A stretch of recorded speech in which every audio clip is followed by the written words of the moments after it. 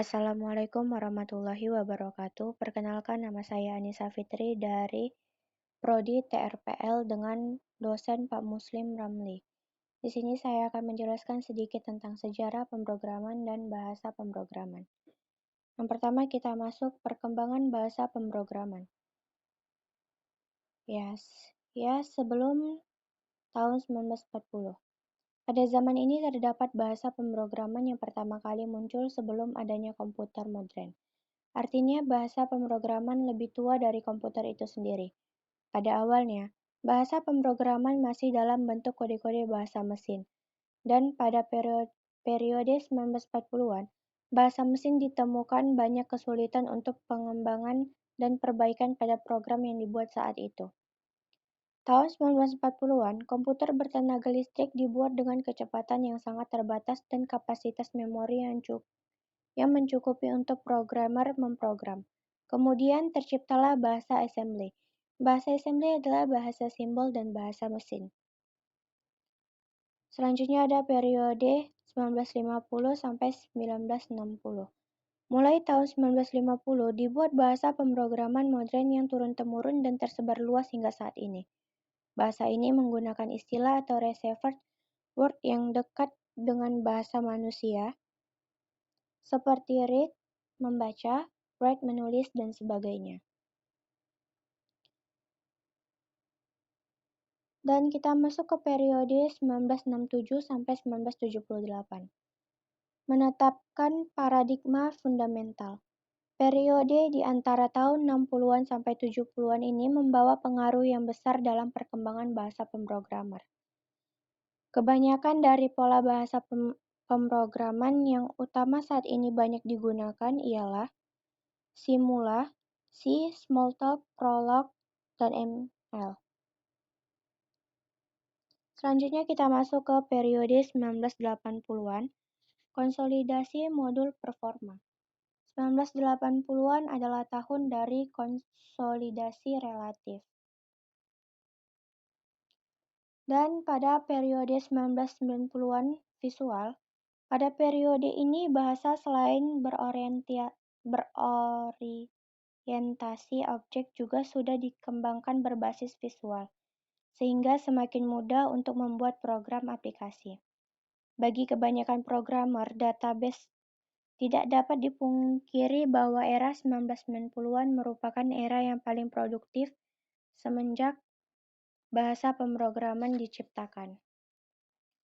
Dan yang terakhir ada periode 2000 sampai tahun sekarang. Pada saat ini, ada kecenderungan pada vendor bahasa pemrograman untuk menggiring programmer hanya dengan menggunakan produk mereka untuk membuat program, meski kita sendiri merasa sulit untuk membuat program yang tangguh hanya satu bahasa pemrograman. Hal ini dilakukan dengan tujuan kelangsungan usaha mereka. Namun terlepas dari itu, terdapat pula dua konsepsi besar dalam periode ini, di mana kemudahan berbasis visual sudah mulai digiring ke basis internet dan mobile dengan bermunculan web service dan berbasis net dana mobile platform.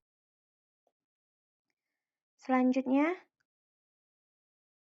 kita masuk ke bahasa pemrograman.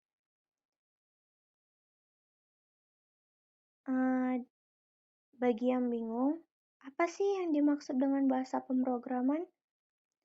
Secara singkatnya, bahasa pemrograman adalah sebuah instruksi standar untuk memerintah komputer agar menjalankan fungsi tertentu.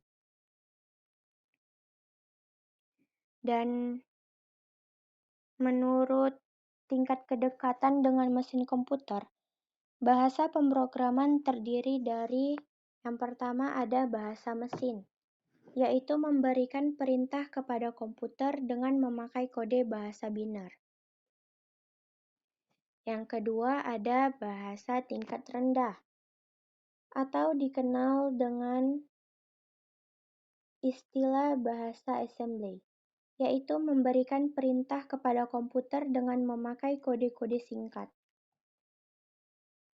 Yang ketiga, ada bahasa tingkat menengah, yaitu bahasa komputer yang memakai campuran instruksi dalam kata-kata bahasa manusia. Dan yang terakhir ada bahasa tingkat tinggi, yaitu bahasa komputer yang memakai instruksi berasal dari unsur kata-kata bahasa manusia. Contohnya seperti begin, and, if, it, for, while, or, dan sebagainya. Mengerti bahasa manusia itu diperlukan program compiler atau interpreter.